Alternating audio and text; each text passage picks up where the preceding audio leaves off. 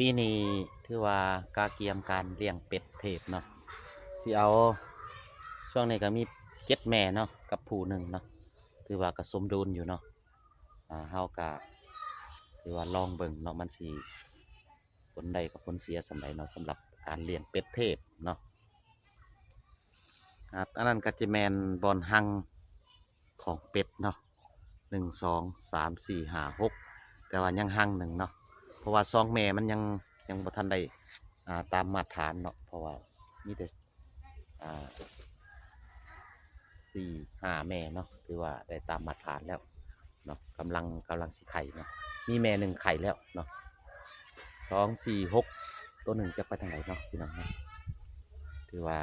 ลองเบิ่งเนาะพี่น้องเนาะเอาสิลองเบิ่งว่าการเลี้ยงเป็ดเทศถ้ามีหลายแม่ก็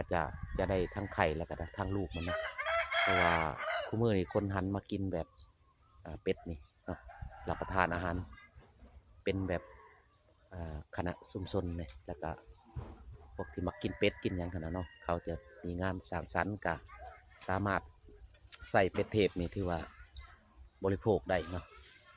หมูซุ่มแซวหรือว่ามีงานผูกคอต่อแขนก็สามารถใส่ได้เนาะเป็ดเทปเนาะเห็ดลาบเห็ดก้อยก็แล้วแต่เนาะหลายคนก็เห็ดกินตามเมนูที่ชอบนั่นแหละเนาะอันนี้ก็คือเป็ดเทปของตาอึ้งเพิ่นเบาอึ้งเพิ่นเนาะ